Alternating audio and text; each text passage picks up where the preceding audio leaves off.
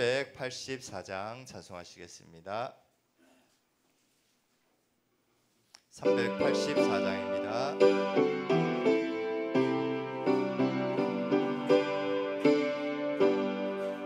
나의 갈 길 다가도록 예수 인도하시니 내 주 안에 있는 그 길 어찌 의심하리요.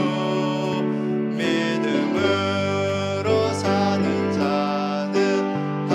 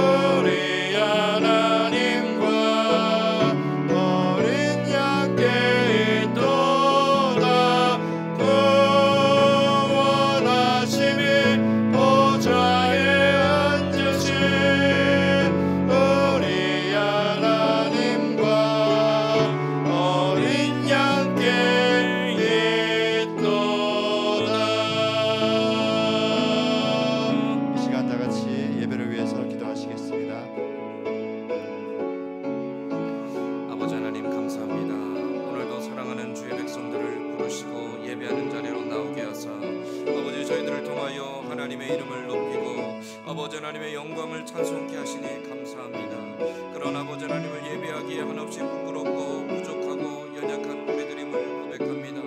아버지 하나님 앞에 숨길 수 없는 죄악이, 아버지 앞에 감출 수 없는 우리의 교만한 마음들이, 불의하고 악한 일을 행했던 우리의 행실과 우리의 언행들이 아버지 하나님 앞에 한없이 수치스럽지만, 그러나 오늘도 사랑하는 자녀들을 향하여 긍휼을 베푸시는 하나님을 향해 믿음의 담력 가지고 나옵니다. 은혜를 베풀어 주시옵소서.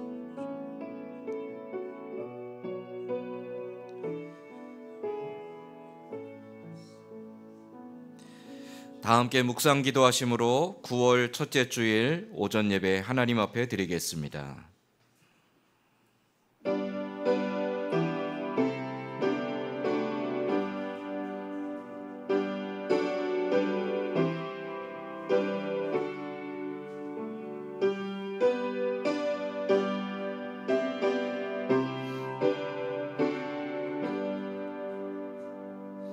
여호와를 의지하는 자는 시온산이 흔들리지 아니하고 영원히 있음 같도다.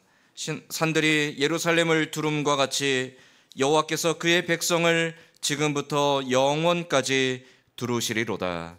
하나님은 영이시니 예배하는 자가 영과 진리로 예배할지니라. 아멘. 아버지 하나님, 오늘도 주의 은혜를 사모하며 거룩한 주일 주께 나와 예배하기를 원합니다. 우리의 모습이 연약하고 우리의 지나간 한 주간의 삶이 하나님 앞에 아름다운 열매로 결실하지 못하였지만, 그러나 오늘도 변함없이 사랑하시고 긍휼과 자비를 베풀어 주시는 하나님을 향하여 믿음의 담력 가지고 나왔사오니, 사모하는 영혼을 만족해 하시고 줄인 영혼에게 좋은 것으로 채워주시는 하나님의 은혜로 인하여 우리의 심령이 소생케 되어지고 하나님을 향해 다시금 헌신과 순종의 결단함으로 설 수 있는 귀하고 복된 이 시간이 되게 하여 주시옵소서. 예배 모든 소를 주께 의탁하오며 예수님의 이름으로 기원하옵나이다. 아멘. 다 함께 자리에 일어나서 찬송가 67장 찬송하겠습니다.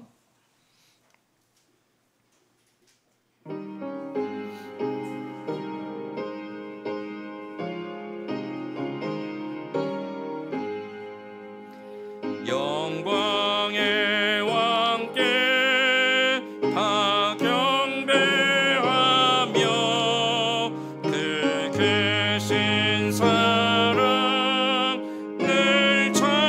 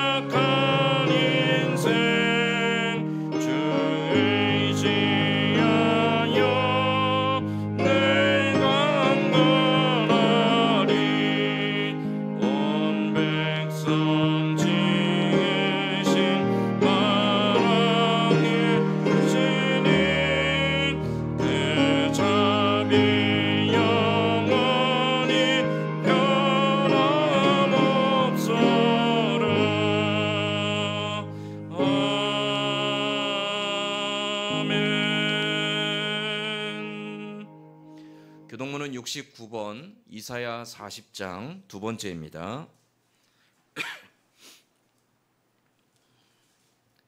교동문 69번, 이사야 40장 두 번째입니다. 너희는 눈을 높이 들어 누가 이 모든 것을 창조하였나 보라. 그들의 모든 이름을 부르시나니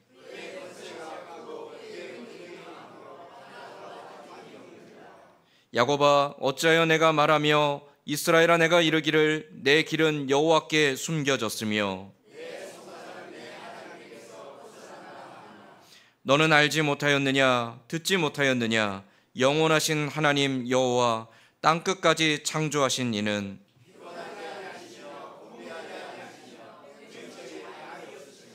피곤한 자에게는 능력을 주시며 무능한 자에게는 힘을 더하시나니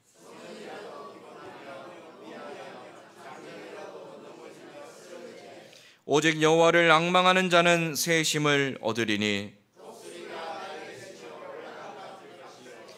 다른 박질하여도 곤비하지 아니하겠고 걸어가도 피곤하지 아니하리로다. 아멘. 사도신경으로 신앙 고백하겠습니다.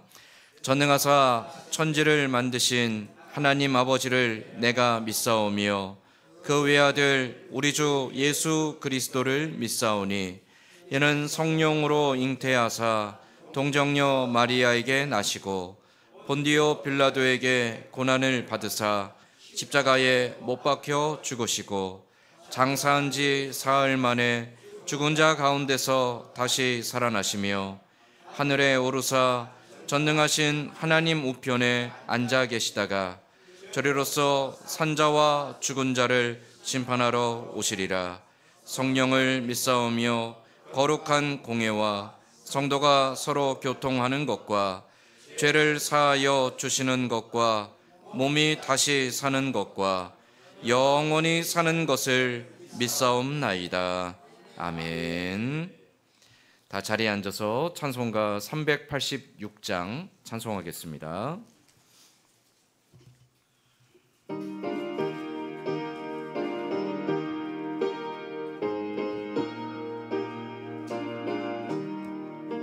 만세 반석 열린 곳에 내가 숨어 있으니 수막이 손 못 대고 환난 풍파 없도다. 만세 반석 열린 곳에 내가 편히 쉬리니 나의 반석 나를 숨겨주소서. 죄에 매여 죽을 인생 편히 지기 바라니 주의 가슴 넓은 품에 내가 찾아 안기네. 만세 반석 열린 곳에 내가 편히 쉬리니 나의 반석 구주 예수 나를 숨겨주소서. 이 땅 위에 평안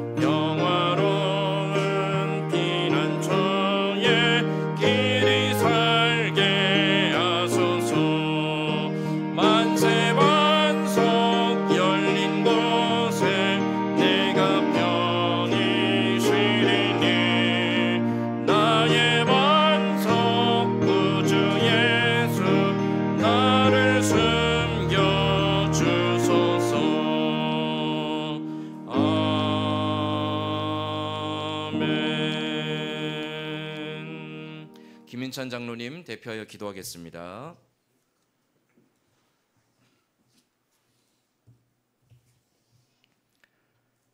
사랑이 많으신 하나님 아버지, 오늘도 저희를 주님의 전으로 불러주시고 거룩한 주일 아침 온 성도가 함께 예배드릴 수 있도록 인도하심에 감사를 드립니다. 지난 한 주간도 눈에 보이지 않는 곳에서 저희를 지켜주시고 넘어지려 할 때 붙들어 주시며 일용할 양식과 은혜로 채워주심을 감사드립니다. 주님, 한 주간의 삶을 돌아볼 때 저희가 그 은혜를 잊고 세상 염려와 욕심 속에 묻혀 살았음을 고백합니다.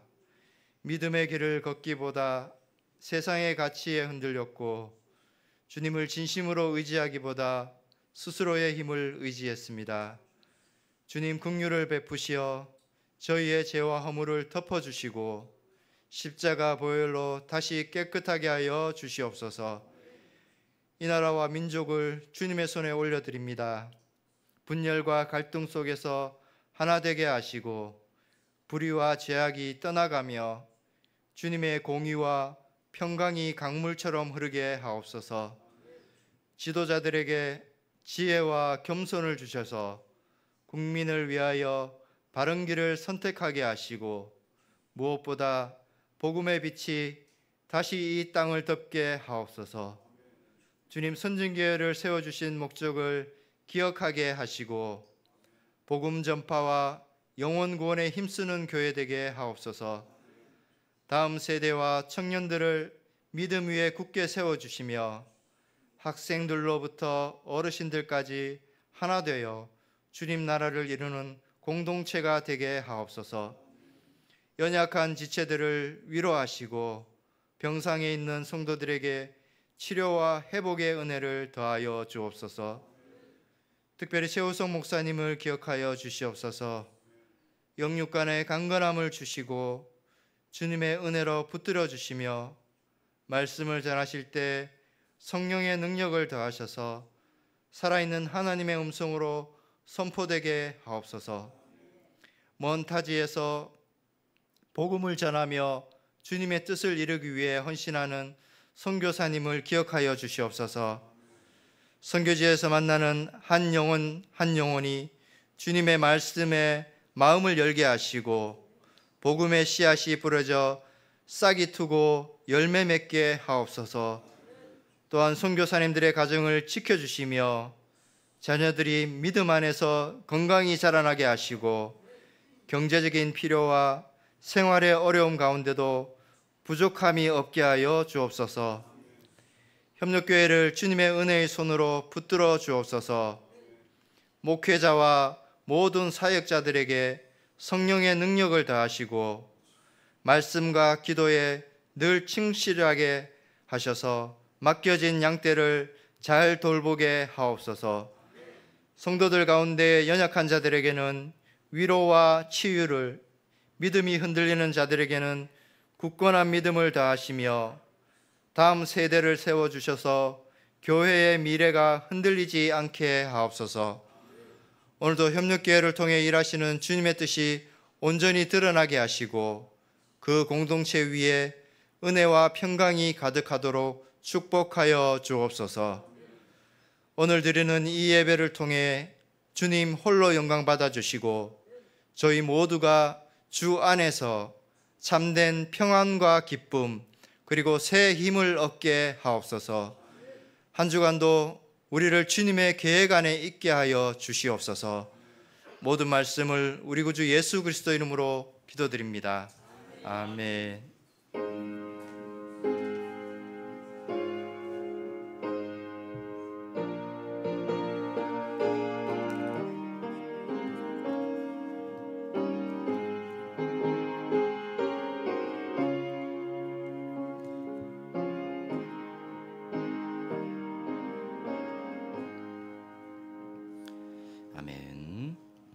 오늘 우리 같이 읽을 하나님 말씀은 구약 성경 느헤미야 12장 27절에서 30절까지 말씀입니다.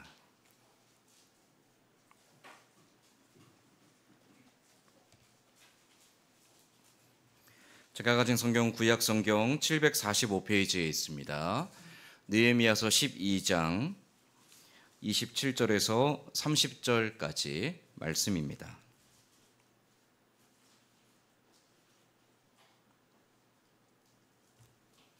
느헤미야 12장 27절에서 30절까지 말씀, 저와 여러분이 한 절씩 돌아가며 교독하겠습니다.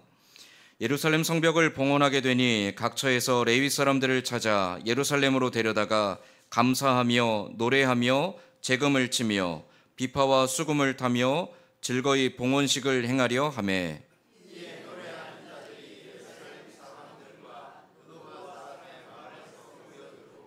또 백길갈과 게바와 야스마 웻들에서 모여들었으니 이 노래하는 자들은 자기들을 위하여 예루살렘 사방의 마을들을 이루었음이라.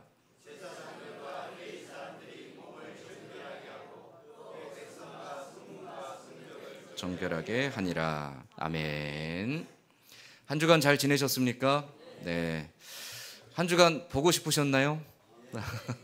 우리 옆에 있는 분들 서로 바라보며 한번 축복하겠습니다. 당신과 함께 예배할 수 있어서 행복합니다. 예배할 수 있어서 행복합니다. 아멘. 날씨가 이제 곧 가을이 될 거라고 많이 기대가 됩니다. 빨리 가을이 돼서 시원한 바람이 불고 또 우리의 몸도 마음도 다시 한번 충전될 수 있는 은혜가 있기를 소망합니다.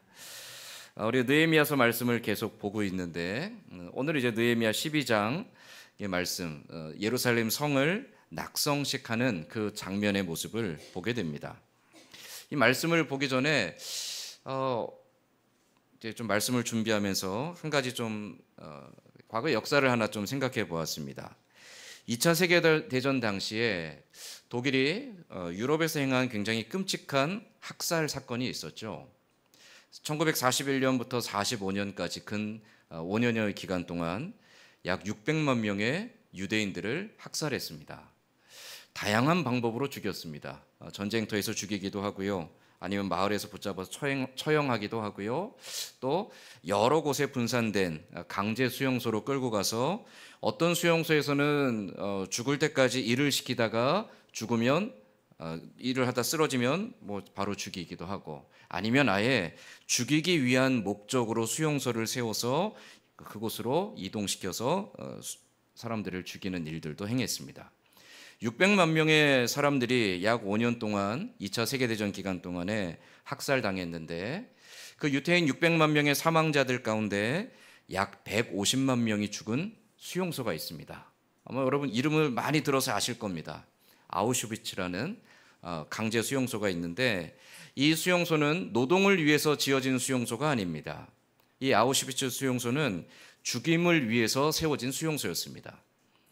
어느 날 밤에 유럽 각지에서부터 유태인들을 강제로 체포해서 기차에 태웁니다. 어디로 가는지도 모르는 그 기차를 타고 몇 날 며칠을 가서 도착한 곳이 바로 아우슈비츠 수용소입니다. 수용소에 도착하면 사람들을 기차에서 다 끌어냅니다. 그리고는 일일이 다 짐을 빼앗고 옷을 벗기고 사람들을 남녀로 구분해서 분류를 합니다. 그리고 포로 수용소에 들어가서 그들을 가둬놓고 거기서 죽기를 기다립니다. 이 600만 명 가운데 150만 명이 학살당한 아우슈비츠 수용소에서 그러나 전쟁이 끝날 때 생존한 몇 안 되는 사람들이 있었습니다. 그 생존자 가운데 빅터 프랭클이라는 유대인 정신과 의사가 있습니다. 이 빅터 프랭클 박사가 그 유태인 수용소에서, 이 아우슈비츠 수용소에서 살아난 다음에 자기가 겪었던 그 수용소 생활을 기록했습니다. 그리고 그 기록을 바탕으로 심리학의 한 영역을 개척해 가기 시작합니다.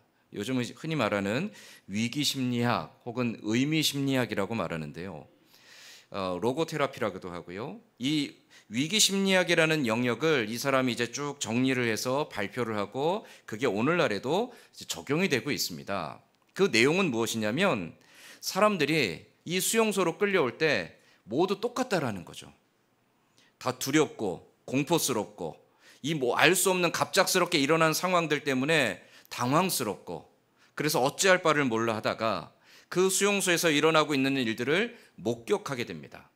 하루에도 수백 명의 사람들이 가스실로 들어가서 죽임을 당하고 그 죽은 사람들이 불에 태워지거나 혹은 불에 태워지지 않은 채로 그냥 시체가 산처럼 쌓여 있는 모습들을 그들이 매일같이 눈으로 보게 됩니다. 그런데 그 똑같은 환경, 똑같은 상황을 바라보는 사람들 사이에 다른 반응들이 나오기 시작한다는 거죠. 대다수의 유태인들은 자기 동족 유태인들이 그렇게 비참하게 죽어가는 모습을 보면서 깊은 절망에 빠진다는 겁니다. 나도 곧 저렇게 죽겠구나라는 절망에 빠진다는 거죠. 그 절망에 빠진 사람들은 똑같은 행동을 한다고 합니다. 먹지 않고 자기 침상에 누워서 꼼짝하지 않는다는 거죠. 그리고 깊은 우울감에 매일 울거나 절망에 빠져서 눈빛이 흐려지고 사람들과 대화를 하지 않고 모든 걸 단절한 채로 그냥 자기 침상에 누워서 죽음을 기다린다는 겁니다. 그런 사람들 대다수는 가스실에 끌려가서 죽거나 혹은 가스실에 가기도 전에 이미 자기 침상에서 죽음을 맞이합니다. 그렇게 죽음을 당한 사람들이 약 95%가량이 된다고 합니다. 그런데 빅터 프랭클 박사가 자기를 비롯해서 그 수용소에서 살아남은 사람들을 또한 유심히 관찰해 보았습니다. 그랬더니 살아남은 사람들에게는 또 다른 특징이 있다는 거죠. 이 살아남은 사람들은 똑같은 절망스러운 상황을 보았고 하루에도 수백 명의 사람들이 죽어나가는 걸 보았지만 그 죽음의 절망스러운 상황 속에서 그러나 나는 반드시 살아남을 것이다. 언젠가 반드시 내가 이 수용소에서 건강하게 걸어서 나갈 날이 올 것이다 라는 희망을 놓지 않았다라는 거예요. 근데 이 희망을 포기하지 않은 사람들에게 나오는 또 공통적인 반응들이 있었다라는 겁니다. 그들은 하루에 물 한 컵씩을 수용소에서 주었는데 그 한 컵의 물로 세수도 하고 양치도 하고 그 물을 아껴서 마시면서 자기 몸을 관리했대요. 하루에 정말 손바닥만한도 안 한 조그만 빵 쪼가리 하나를 주는데 그 빵 쪼가리를 여러 등분으로 나누어서 하루에 그것을 나누어 먹기도 하고요. 조그만 유리 조각을 발견하면 그것을 가지고 잘 갈아서 면도를 하기도 하고, 해가 비치는 날이면 그 태양빛을 보기 위해서 억지로라도 태양빛을 향해 나가기도 하고, 움직일 수 없는 그 좁은 공간에서 어떻게 해서든 움직이며 운동을 할 수 있도록 끊임없이 움직임을 통해서 자기 몸을 지켜갔다는 거죠. 시간이 점점 지나며 상황이 더 열악해지면서 먹을 것을 주지 않기 시작하니까 심지어는 쥐를 잡아먹거나 벌레를 잡아먹으면서까지도 그들은 버텨내더라는 거죠. 그 빅터 프랭클 박사가 이 수용소에서 살아남은 다음에 그 모든 과정들을 쭉 다시 정리해 보니까 한 가지 중요한 원리를 요약할 수 있었습니다. 희망을 가진 사람들은 어떠한 절망스러운 상황에서도 포기하지 않고 마침내 그 절망을 이겨내지만, 그러나 희망을 버린 사람들은 어떤 상황이 와도 결국 모든 걸 포기하고 무너지게 된다라는 겁니다. 그래서 빅터 프랭클 박사가 위기 심리학에서 무엇을 말하냐면, 인생에 어떤 어려움이 찾아오고 인생에 어떤 절망스러운 순간이 오더라도 희망을 포기하지 않는 사람은 그 절망을 이겨내는 용기를 갖는다라는 거죠. 오늘날 우리 시대를 우리는 절망의 시대라고 말합니다. 지금은 좀 더 심해졌는데요. 여러분이 보기에 요즘 젊은 청년들은 참 유약해 보이죠. 왜 뭐지 저렇게 아무것도 안 할까? 왜 저렇게 쉽게 포기할까? 그런데 사실 요즘 젊은 청년들의 입장에서 보면 지금 사회가 너무너무 살아가기 힘든 세상입니다. 우리 청년들이 결혼을 하려면요, 집을 마련해야 되잖아요. 여러분, 집을 마련하려면 우리 옛날처럼 그냥 월세부터 시작하면 되지, 그렇지가 않습니다. 상황이. 집을 마련하려면요, 적어도 2, 3억 이상의 돈을 가져야 돼요. 전세를 마련하려도 1억 원 이상의 돈을 가져야 됩니다. 여러분, 그게 쉬운 돈이 아니죠. 그게 뭐 어렵다고, 그거 어렵게 시작하면 되지. 그러나 우리 지금 청년들은요, 그렇게 어려움을 겪지 않았던 세대입니다. 배고팠던 적이 없는 세대입니다. 배고픈 것을 인생의 가장 두려운 것으로, 아직 경험해보지 못한 정말 끔찍한 일로 여길 만한 세대입니다. 우리 어른들이 겪었던 것과는 또 다른 차원의 아픔과 두려움과 고통을 겪는 세대죠. 그래서 흔히 요즘 세대를요, 삼포 시대라고 합니다. 직장도 포기하고 연애도 포기하고 결혼도 포기한 시대. 포기합니다. 아무리 노력해도 희망이 보이지 않으니까. 아무리 노력해도 다른 사람들이 누리는 걸 누릴 수 있는 희망이 보이지 않으니까. 그래서 그런지 모르지만 우리나라가 전 세계적으로 자살률이 굉장히 높은 나라입니다. 하루에도 100여 명의 사람이 목숨을 끊는 나라입니다. 끔찍한 현실이죠. 왜 그렇습니까? 희망을 잃었기 때문이라는 거죠. 희망을 잃는 순간 누구나 다 죽음을 생각하게 됩니다. 희망을 잃는 순간 모든 것을 포기하고 놓고 싶어지는 것이 인간의 유약함이라는 거죠. 그런 상황들 속에서 믿음의 사람들은 그 신라 같은 희망을 볼 수 있어야 한다는 거죠. 그 희망은 어디서부터 옵니까? 바로 하나님께로부터 오는 것입니다. 믿음의 눈을 열어서 하나님을 향한 희망을 품지 않으면 우리는 하루도 이 땅에서 평안하게 살아갈 수 없는 연약하고 유약한 존재라는 것이죠. 왜 이 이야기를 나누냐면 오늘 우리가 읽은 이 느헤미야서 12장의 말씀이 그 절망 속에서 희망을 찾아가고 있는 하나님의 백성 유다 백성들의 이야기를 담아내고 있기 때문입니다.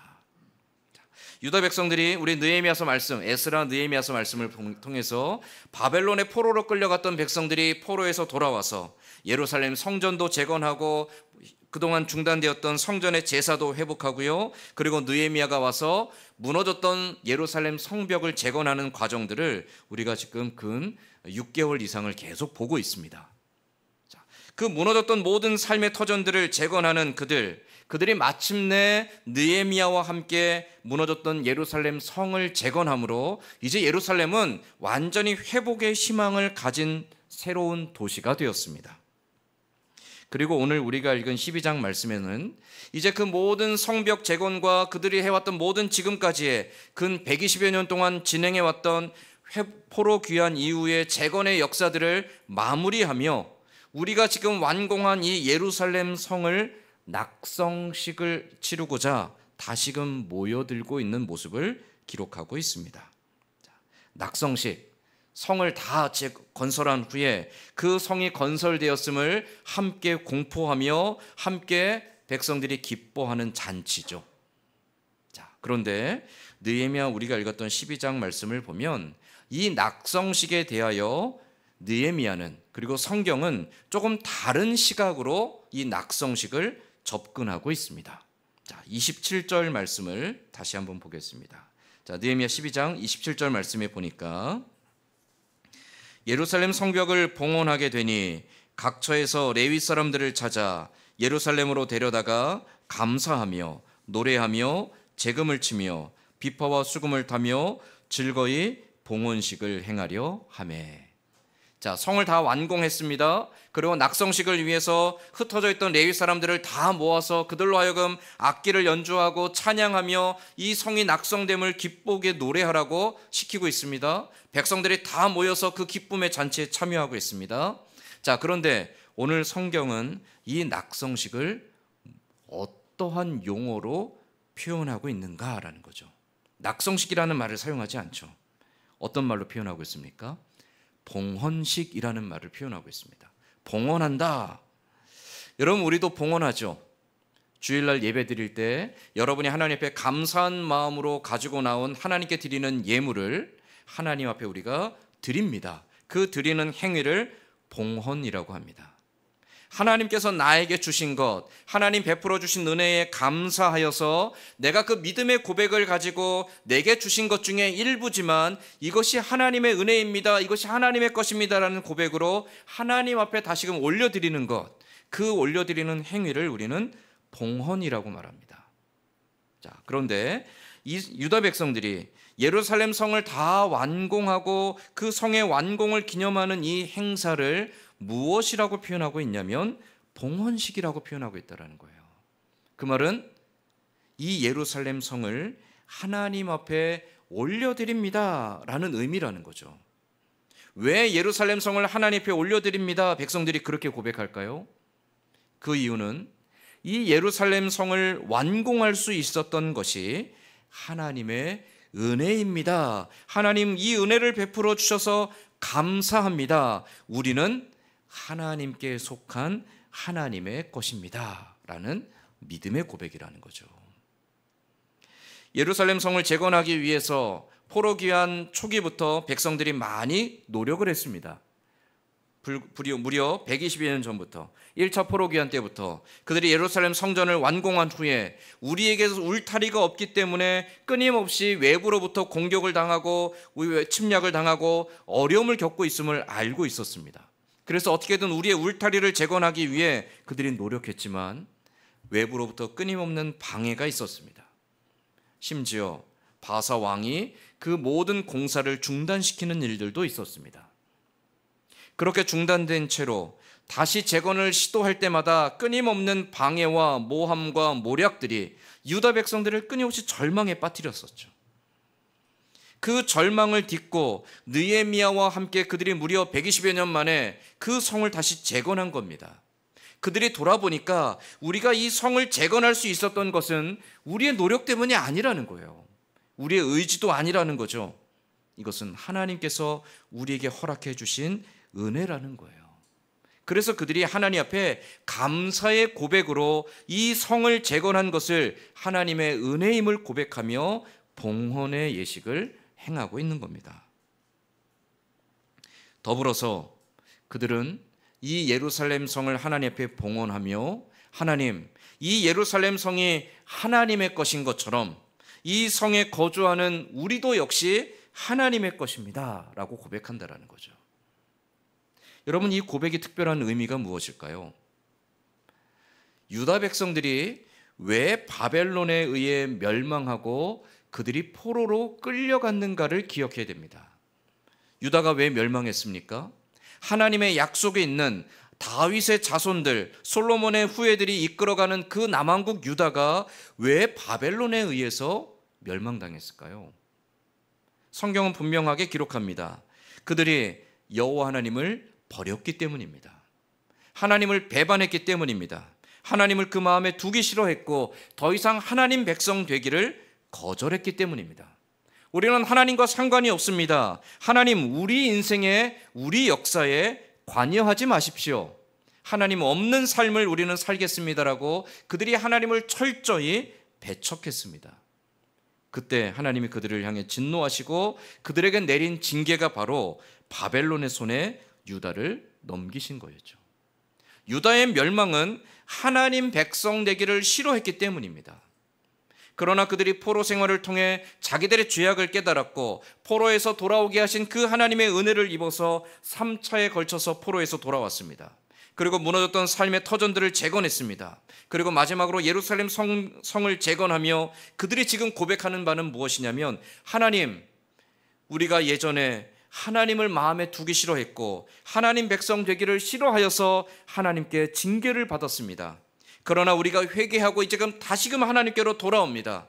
하나님, 예루살렘 성이 하나님의 것이요 이 성에 거주하고 있는 우리들 역시 하나님의 것입니다. 우리는 하나님의 백성이고 우리는 왕 되시는 하나님 앞에 온전하게 순종하는 하나님의 자녀가 되겠습니다 라는 고백입니다. 그 고백으로 드려지는 것이 무엇이냐면 바로 봉헌입니다.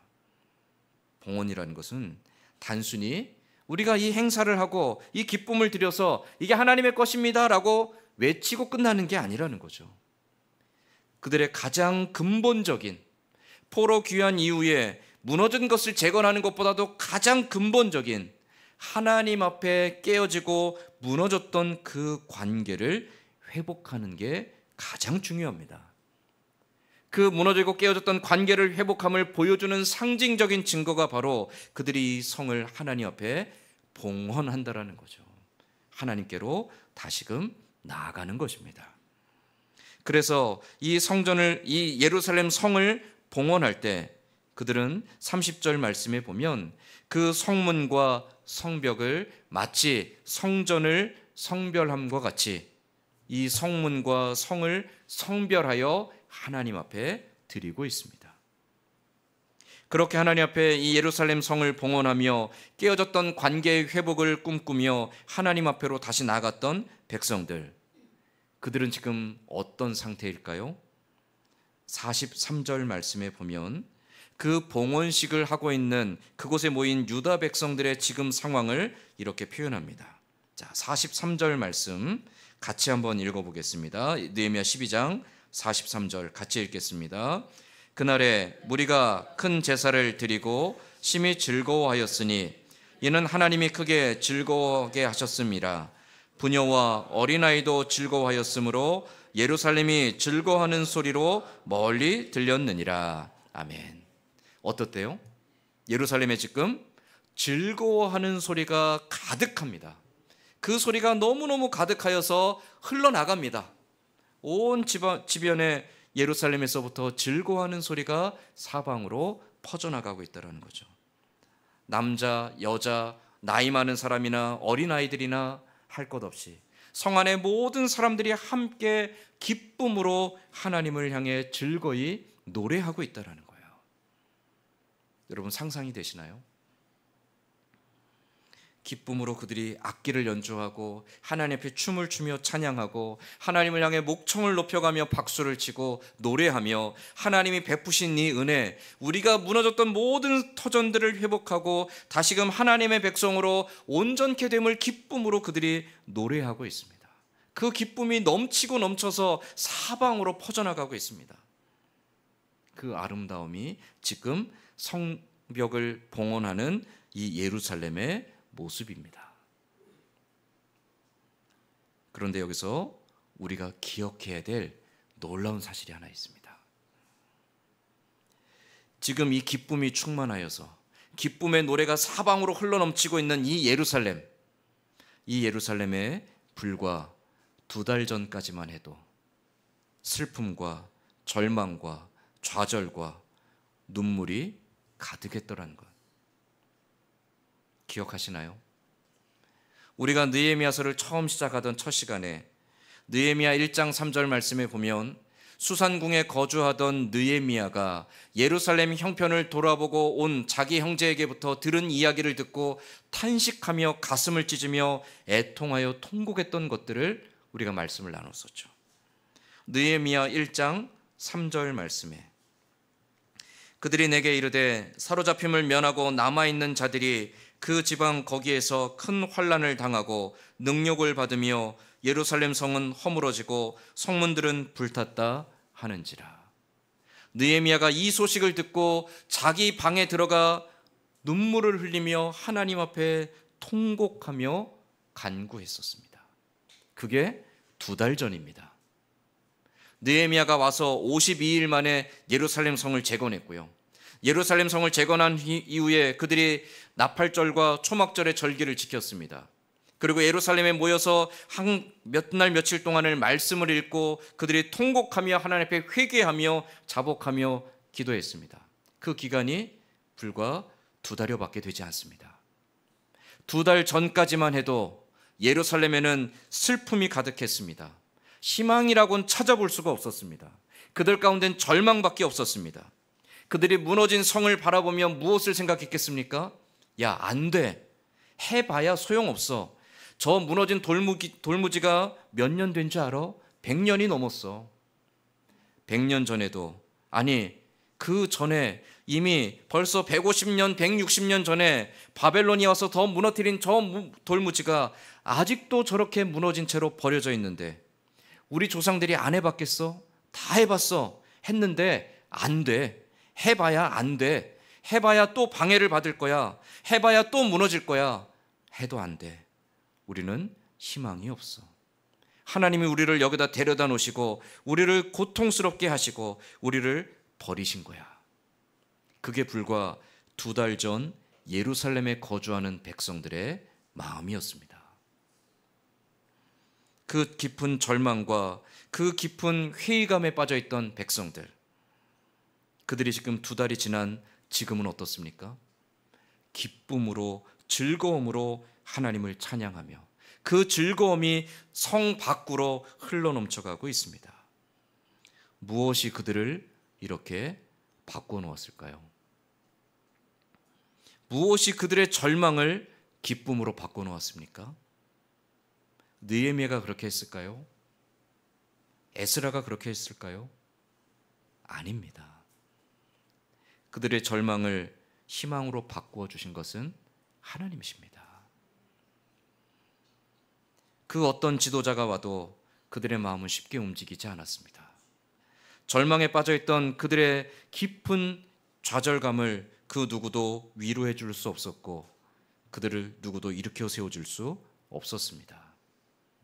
그러나 하나님이 그들에게 다시금 희망의 빛을 비춰주시고 그들의 무너졌던 허리를 다시금 든든히 세워 일으키시고 그들의 손을 다시금 힘있게 하셔서 그들의 손으로 무너진 성터를 재건하게 하시고 그들의 삶의 터전들을 재건하게 하실 때 그들이 비로소 절망 가운데 역사하시는 하나님을 볼 수 있게 되었던 것이죠.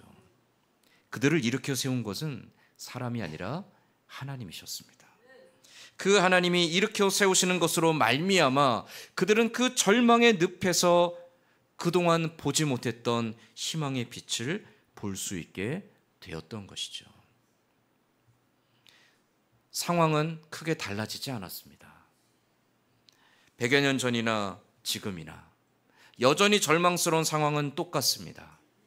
그러나 그 절망 속에서 아무것도 보지 않았던 사람들은 그 절망 속에 죽음을 맞이했습니다. 1차 포로귀환 이후에 예루살렘 성전이 재건되었지만 그 성전의 제사가 회복되지 않은 것을 보며 죽어간 사람들이 있었을 것입니다. 2차 포로귀환 때 예루살렘 성전에서 다시금 성전의 제사가 회복되는 걸 보았지만 여전히 무너져 있는 성벽을 보며 좌절에 빠졌던 사람들이 또한 죽음을 맞이했을 것입니다. 희망을 보지 못한 사람들은 여전히 그 절망 가운데 고통하며 좌절하며 아파하며 죽음을 맞이했을 것입니다. 그러나 그 절망 속에서도 하나님이 이루실 역사를 바라보며 희망을 보았던 사람들은 상황은 달라지지 않는다 할지라도 그 희망으로 인하여 소망을 놓지 않고 살아갈 수 있었을 것입니다. 느헤미야가 들었던 이야기는 절망이었습니다. 예루살렘 형편에 대한 깊은 좌절이었죠. 아니 어떻게 우리 조상들이 이미 100여 년 전부터 가서 그 땅을 회복시키기 위해 그렇게 고생했는데 여전히 그렇게 버려져 있고 여전히 그렇게 황폐한가?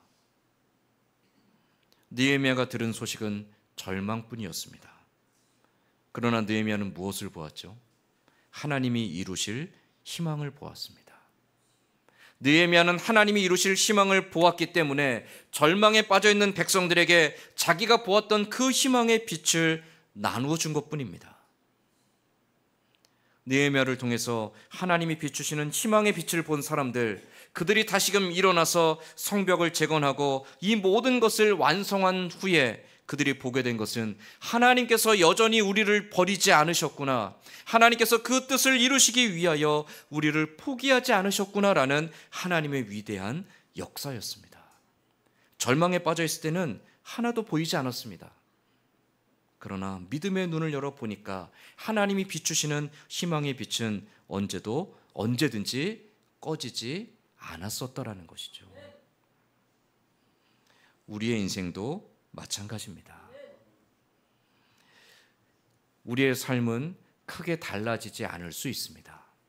어제나 오늘이나 내일이나 우리에게 무슨 로또를 맞는 것처럼 벼락과 같은 변화가 일어나지 않을 수 있습니다. 어쩌면 내가 평생을 하나님 앞에 매달리고 기도하고 평생을 주를 위해 봉사하고 헌신한다 할지라도 여전히 내 삶의 형편이 나아지지 아니하고 우리 가정의 형편이 나아지지 아니하고 여전히 내가 바라던 꿈들이 이루어지지 않을 수 있습니다. 그러나 우리가 바라보는 것은 이 땅에서 내가 얼마나 잘 되고 내가 뜻하는 바를 성공하느냐에 있지 않습니다. 우리는 무엇을 바라봐야 됩니까? 하나님께서 그 뜻하시는 바들을 우리를 통해서 지금도 이루어 가시는 것을 볼 수 있어야 됩니다. 내가 원하는 것을 보는 것이 아니라 하나님께서 그 뜻대로 이루시는 것을 우리는 볼 수 있어야 한다는 것이죠. 그것을 우리는 다른 말로 희망이라고 표현할 수 있습니다.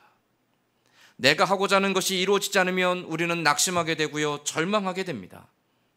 그러나 희망을 가진 사람들, 하나님께서 그 뜻하신 바를 이루신다라는 것을 확신하며 신뢰하며 걸어가는 사람들은 내 뜻이 이루어지지 아니하여도, 내 대에 이루어지지 아니한다 할지라도, 그러나 하나님이 반드시 때가 되면 그 뜻을 이루실 것을 신뢰하기에 낙심하지 않고 그 믿음의 길을 기쁨으로 걸어갈 수 있는 것이죠. 어제 새벽에도 창세기 12장 말씀을 보았는데요, 창세기 12장에서 하나님이 아브라함을 부르십니다. 아브라함에게 약속하시죠. 내가 너로 큰 민족을 이루게 하겠다. 내가 너를 복이 되게 하겠다. 아브라함이 그 약속을 성취함을 보았을까요? 아니요, 못 봤습니다. 아브라함은 큰 민족의 아비가 되는 것을 보지 못했습니다. 아브라함에게 하나님이 주신 자손은 이삭 하나입니다. 고작 한 집안이에요. 하나님이 이삭에게도 똑같은 약속을 주십니다. 아브라함에게 주셨던 것 같이 내가 너로 큰 민족을 이루게 하겠다. 이삭은 보았을까요? 이삭도 보지 못했습니다. 이삭에게 에서와 야곱 두 아들밖에 없었죠. 그 아들 중에 하나님 택하신 아들은 야곱이었습니다. 근데 야곱은요, 어찌나 뺀질거리고 어찌나 약사빠른지 자기 이익을 빼앗기지 않으려고 수단과 방법을 가리지 않는 정말 속이는 자입니다. 그 이름 그대로 남의 발 뒤꿈치를 붙잡아서라도 자기가 원하는 걸 얻어내려고 하는, 정말 그렇게 살아가는 사람이에요. 그런데 하나님이 그 야곱에게도 똑같은 약속을 주시죠. 하나님의 약속은 눈에 당장 실현되지 않을 수 있다는 거예요. 그런데 어떻게 됐습니까? 아브라함에게 주셨던 약속이 이삭에게로, 이삭에게 주셨던 약속이 야곱에게로, 야곱에게 주셨던 약속이 그 12아들에게로, 그 12아들 가운데 유다에게 주셨던 약속이 훗날 가면 다윗에게로, 다윗에게 주셨던 그 약속이 누구에게로 이어집니까? 예수 그리스도에게로 이어집니다. 하나님의 약속이 당장은 눈에 보이지 않고 당장은 실현되지 않을 수 있지만, 그러나 그 약속은 변함이 없고 반드시 이루어진다는 것이죠. 그 하나님을 보는 것, 그게 바로 희망입니다. 그 하나님을 보지 않으면 인생은 끊임없는 절망의 늪입니다. 그 절망의 늪에서 헤어나지 못하고 결국 아무 희망이 없기에 낙심하고 원망하며 불평하며 결국 자기의 인생을 한탄하며 그렇게 허탄하게 죽음을 맞이하는 수많은 사람들이 있습니다. 그러나 하나님이 우리를 택하셔서 믿음을 주시고 우리에게 절망이 아니라 희망을 보게 하시죠. 하나님이 이루실 일들에 대한 희망, 그 희망을 가지고 살아가는 자들이 이 절망스러운 시대 속에서 오히려 감사와 기쁨의 노래를 부르며 마치 이 예루살렘 성을 봉헌하는 그 유다 백성들과 같이 즐거움의 노래로 하나님 앞에 설 수 있게 된다라는 겁니다. 이 고백을 시편 126편에 보면 시편 기자가 이렇게 고백하고 있습니다. 시편 126편 5절과 6절 말씀 우리 같이 한번 읽어보겠습니다. 시편 126편 5절과 6절 같이 읽겠습니다. 눈물을 흘리며 씨를 뿌리는 자는 기쁨으로 거두리로다. 울며 씨를 뿌리러 나가는 자는 반드시 기쁨으로 그 곡식단을 가지고 돌아오리로다. 아멘.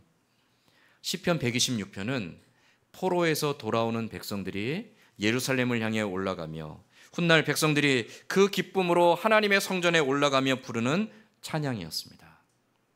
포로로 끌려갔을 때 그들에게 아무 희망이 없었죠. 그들이 날마다 울며 예루살렘을 그리워했습니다. 바벨론 강가에서 그들이 항상 안식일만 되면 함께 모여 눈물을 흘리며 왜 우리가 이렇게 망하였는지, 왜 우리가 이방 민족에게 끌려왔는지, 왜 우리 고향 땅에 돌아갈 수 없는지 그들이 한없이 눈물을 흘렸습니다. 그런데 눈물 흘리는 것으로 끝나지 않았죠. 그들은 눈물 가운데 회개하였습니다. 하나님, 우리의 죄악 때문에 우리가 징계를 받습니다. 하나님, 우리가 하나님 없는 삶을 살았기 때문에 징계를 받습니다. 하나님, 우리가 이 모든 교만하고 악하고 불의한 것을 깨뜨리고 다시금 하나님께로 나아갑니다. 하나님, 우리 선지자들을 통해서 약속하신 바와 같이 때가 되면 하나님께서 반드시 우리를 회복시켜 주실 줄 믿습니다. 바벨론 강가에서 그들이 40년, 70년 동안을 그렇게 눈물을 흘리며 하나님의 때를 희망의 눈으로 바라보며 기다렸습니다. 그리고 마침내 하나님의 때가 되었습니다. 바벨론의 포로에서 돌아오게 하실 때 그들의 눈에는 기쁨의 눈물이 가득했다라고 고백합니다. 그러면서 시편 126편 5절 6절에서 시편 기자는 마지막에 이렇게 고백하죠. 눈물 흘리며 씨를 뿌리는 자는 기쁨으로 거두리로다. 울며 씨를 뿌리러 나가는 자는 반드시 기쁨으로 그 곡식단을 가지고 돌아오리로다. 어떤 상황과 형편에도 포기하지 아니하고 낙심하지 아니하고 내가 무언가를 할 수 없는 것에 대하여 스스로 자포자기하지 아니하고 내가 아니라 하나님께서 그 뜻대로 역사하실 것을 기대하며 하나님을 바라보는 희망을 놓지 않는 자들에게 하나님께서 때가 되면 반드시 위로하시고 평강을 주시고 기쁨으로 충만케 하실 거라는 거죠. 울며 씨를 뿌리는 자가 기쁨으로 곡식단을 거두게 된다라는 것. 절망의 늪에서도 희망을 보는 사람들이 감사와 기쁨으로 하나님 앞에 설 수 있다라는 이 고백입니다. 사랑하는 성도 여러분, 우리의 삶은 항상 기쁨이 충만한 것이 아닙니다. 우리의 삶은 항상 승승장구하지 않습니다. 우리가 기도하는 것처럼 늘 우리의 인생이 시온의 대로와 같지는 않습니다. 늘 성공하고 늘 하는 일마다 잘 되고 늘 강건하고 늘 장수하고 늘 아무 사고를 당하지 아니하고 늘 환난과 근심을 면하게 되고 우리 인생은 그렇지 않습니다. 아픔도 있고요, 근심도 있고요, 실패도 있고요, 병 걸리기도 하고요, 사고를 당하기도 하고요, 고통스럽기도 하고요, 희망이 보이지 않을 때도 있습니다. 그러나 믿음의 사람들은 상황을 보는 것이 아닙니다. 믿음의 사람들은 이 모든 상황 가운데 역사하시는 하나님을 보는 것입니다. 절망을 보는 것이 아니라 그 절망의 늪에 비추어지는 하나님의 희망의 빛을 보는 것, 그것이 바로 믿음입니다. 이 믿음으로 살아가는 사람들이 이 땅에서 담대하게 살아갈 수 있고 이 땅에서 용기를 가지고 살아갈 수 있고 이 땅에서 감사와 기쁨의 노래로 살아가게 되는 줄로 믿습니다. 왜 믿음의 사람들에게 늘 감사하라고 늘 기뻐하라고 말합니까? 바로 이 하나님을 향한 희망이 있기 때문입니다.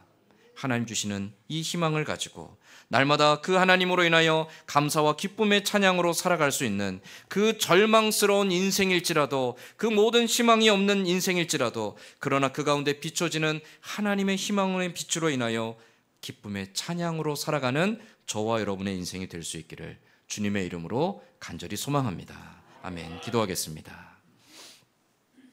하나님, 불과 얼마 전까지 절망의 늪에서 자포자기하고 주저앉아 아무것도 할 수 없다라고 했던 백성들이 이제는 기쁨으로 즐거움으로 하나님이 행하신 일들을 찬양하며 춤추며 아버지 앞에 영광을 돌리고 있습니다.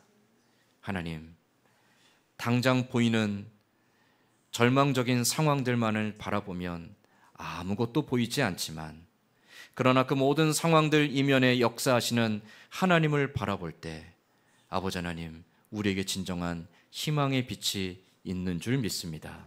하나님, 우리의 상황이 아닌 우리의 인생을 다스리시는 하나님을 볼 수 있는 믿음의 안목을 가진 사람들이 되게 하여 주시옵소서. 그 믿음의 눈을 열어서 희망을 보게 하시고 그 하나님 주신 희망으로 인하여 오히려 감사하며 오히려 기뻐하며 오히려 찬송하며 살아가는 하나님의 자녀들이 다 되게 하여 주시옵소서. 우리의 인생이 절망의 늪이 아닌 감사와 기쁨의 찬양이 가득한 희망의 삶이 될 수 있기를 간절히 기대하고 소망하며 예수님의 이름으로 기도드리옵나이다. 아멘. 우리 함께 찬송가 542장 찬송하며 준비한 헌금 하나님께 봉헌하겠습니다.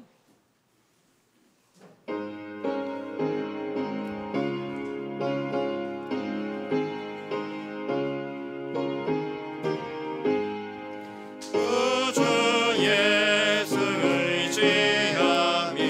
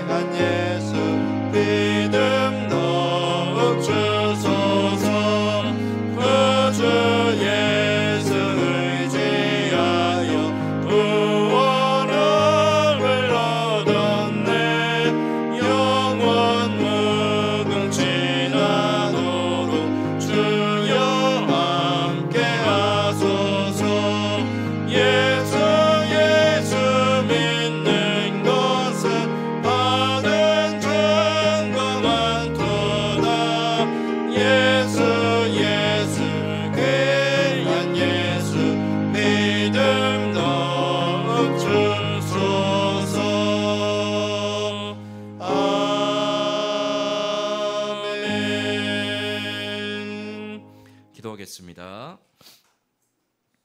아버지 하나님, 감사합니다. 우리는 다 알지 못하고 우리는 다 구하지 못하지만, 그러나 하나님, 사랑하는 자녀들의 삶을 아시고 그 형편을 아시기에 때를 따라서 주께서 준비하신 대로 가장 좋은 것으로 우리의 삶에 채워주심을 믿고 감사드립니다. 그 하나님의 은혜와 사랑에 감사하여 오늘도 주님 앞에 나와 예배할 때 우리의 마음을 담아 정성껏 준비한 예물 주 앞에 드립니다. 드려진 예물이 주의 나라와 주의 몸된 교회와 주의 영광을 위해 귀하게 사용되어질 수 있도록 쓰이는 곳마다 선한 양심과 선한 지혜 가운데 인도하여 주시옵소서.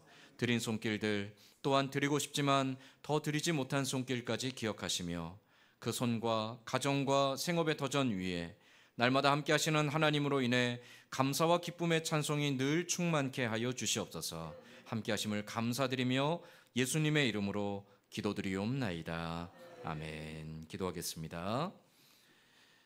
우리 주 예수 그리스도의 은혜와 하나님 아버지의 크신 사랑하심과 성령의 감화감동 교통하시는 은혜가 우리의 상황 속에서, 우리의 삶의 아픔과 근심과 염려들 속에서 단지 눈앞에 보이는 것이 아니라 내가 할 수 없는 것들로 인하여 원망하며 불평하며 좌절하는 것이 아니라 내 인생을 주관하시는 하나님, 우주 만물을 다스리시는 하나님께서 그 선하신 뜻대로 오늘도 실수 없이 모든 것을 완전하게 이루어 가시는 것을 신뢰하며 그 하나님을 향한 희망의 빛을 바라보며 그 하나님으로 인하여 오히려 감사하며 기뻐하며 이 믿음으로 평생 주와 동행하기를 원하는 고개 숙인 모든 주의 백성들 위에와 이 자리에 함께하지 못한 사랑하는 성도들과 멀리 타지에 나가 있는 가족들 위에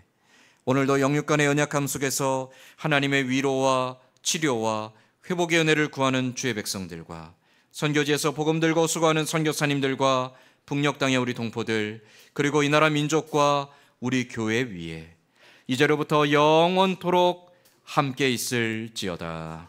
아멘.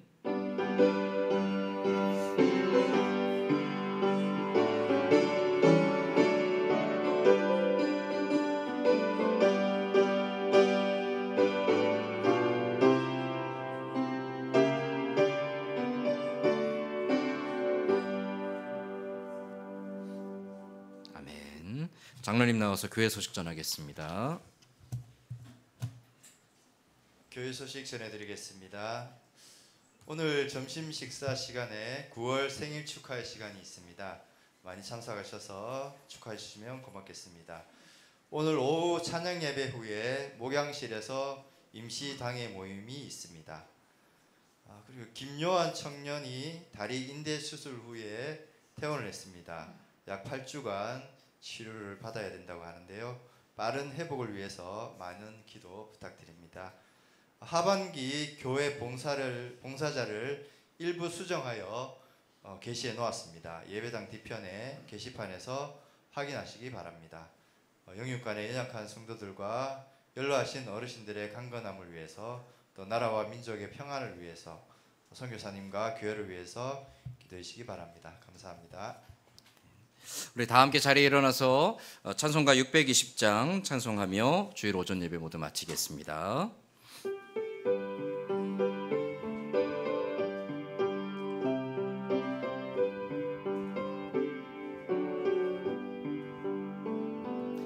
여기에 모인 우리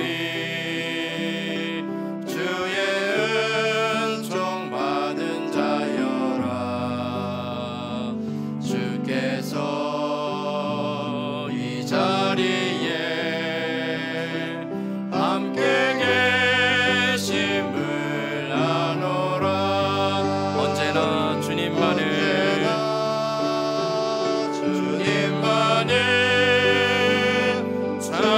찬양하며 따라가리니 시험을 당할 때도 함께 계심을 이 믿음 더욱 굳세라.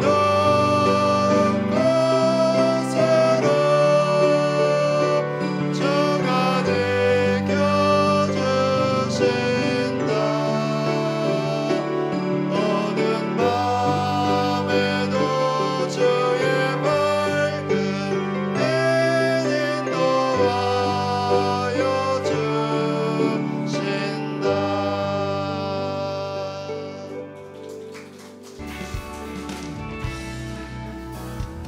나의 등 뒤에서 나를 도우시는 주, 나의 인생 길에서 지치고